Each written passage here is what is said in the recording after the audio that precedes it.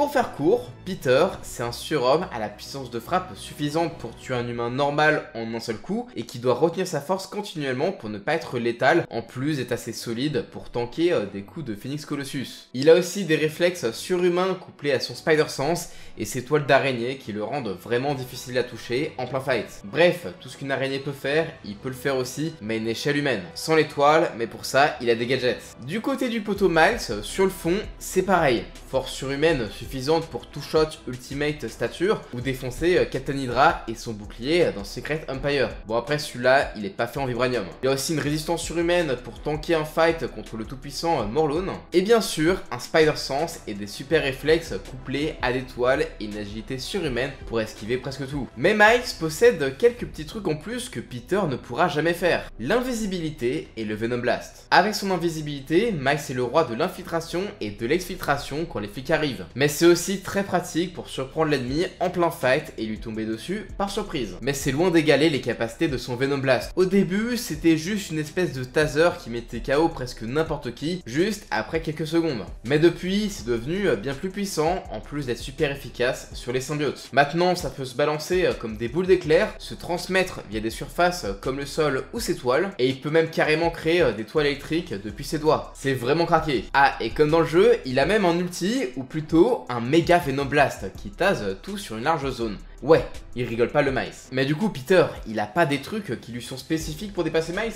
Eh bien si, rassurez-vous. Déjà, son intellect. Il paraît pas comme ça à blaguer tout le temps, mais Peter est un putain de génie au même niveau que celui de Reed Richards au même âge. Et franchement, rien de bien étonnant quand on sait qu'il a créé son web fluid au lycée, qu'il en a fait plein de sortes différentes, mais il a aussi créé plein de gadgets comme ses différents Spider Tracer, ou même des armures pour être invisible et sans émettre de son, ou juste être un anti-électro où il a des versions plus puissantes. Ouais, à ce niveau-là, il est beaucoup plus polyvalent, que ce soit avec ses costumes, il peut faire plein de choses, et surtout, ses lance-toiles. Il peut faire plein de trucs que Miles ne peut pas faire. Et si t'as joué aux 2 premiers jeux vidéo, bah en vrai, Peter, il a plus de gadgets, alors que pour Miles, son style de combat est vraiment basé sur le Venom Blast. Ah, et Peter a même pu hacker le système de la Iron Spider, tandis que Miles, lui, ses lance-toiles et sa tenue lui ont été donnés. Donc en soi, elles sont plus simples. Quant aux prouesses de combat de Peter, ben forcément, vu qu'il a plus d'expérience, il a eu le temps de s'entraîner. Et pas avec n'importe qui, puisque monsieur a quand même eu comme sensei Shang-Chi. Il maîtrise tous les arts martiaux et il en a créé un spécial pour Peter. Bon, après, il l'utilise plus,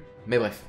Peter, il sait très bien se battre. Donc pour résumer, Miles a plus de pouvoir offensif, mais Peter a plus d'intelligence, d'expérience et des meilleurs gadgets. Alors, qui gagne? Si on regarde purement en termes de stats sur le site Marvel officiel, on voit que le grand gagnant est Peter. Mais bon, c'est que des chiffres. En comics, Peter et Miles se sont déjà affrontés et Miles a fini par gagner. Mais c'était uniquement parce qu'à l'époque, Peter ne connaissait pas son invisibilité et son Venom Blast. Ce qu'il a pris par surprise. Mais maintenant qu'il sait ça, ben avec un peu de préparation, il y a zéro doute que Miles se fait détruire par Peter. Par contre, sans préparation et juste avec leur équipement de base, et les deux à pleine puissance et sans leur morale, en vrai, je sais pas. Je dirais Peter parce qu'il est plus vieux, il est Spider-Man depuis plus longtemps, donc il a bien plus d'expérience que Miles. Par contre, ce dernier peut vraiment être un gros adversaire, tellement il est imprévisible. Mais faut pas oublier que Miles, c'est encore un lycéen, et il a eu ses pouvoirs qu'à 13 ans. Il a eu plein de bons Spider-Mentors comme Peter ou Misty Knight. Il a clairement plus de potentiel que Peter au même âge, et finira sans doute par le dépasser. Mais vraiment, dans un combat entre Miles et Peter au même âge, Miles le détruit sans aucun doute. Dans le film d'animation,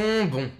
Là, si on veut comparer au Peter de la Terre de Miles, ça va être compliqué vu qu'en fait il est mort genre T1. Et du coup, face à l'autre Peter, Peter B. Parker, bah, il y a franchement pas photo. Ok, il a 23 ans d'expérience en tant que Spider-Man et à son prime, il devait être vraiment très très fort. Mais après sa dépression et maintenant avec sa vie de papa, il ne vaut clairement pas Miles. Dès la fin du premier film, en seulement quelques jours, Miles a assez appris de lui pour être son égal et dans le deuxième film, il est clairement supérieur quand on voit comment Miles échappe à la horde de Spider-Man et Woman tout en montrant l'étendue de ses capacités et de son ingéniosité du haut de ses 16 ans. Ce Peter est plus doué comme mentor, mais encore hein, que comme Spider-Man en vrai. Côté jeux vidéo, là c'est une autre histoire puisque chacun des Spidey a eu le droit à son propre jeu avant d'être enfin réunis dans Spider-Man 2 sur PS5. Du coup d'un côté on a Peter avec plus de gadgets et plus de gros super vilains à affronter et de l'autre un Miles plus agile, plus discret mais aussi avec plus de pouvoir pour compenser ses gadgets en moins. Et comme en comics, même si Miles a l'avantage niveau pouvoir, Peter a l'avantage niveau expérience. Là où Miles a vaincu à lui seul un Rhino amélioré par Roxxon et son armée, Peter lui a vaincu vaincu Rhino en duo avec Scorpion. C'est pas rien, mais dans le 2, Peter avec Venom étant plus instable et donc moins réfléchi, je pense que Miles pourra le soulever tranquille. Surtout si, comme en comics,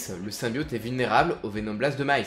Mais bref, j'aimerais connaître vos pronostics. Selon vous, qui est le plus fort dans les jeux vidéo, Peter ou Miles?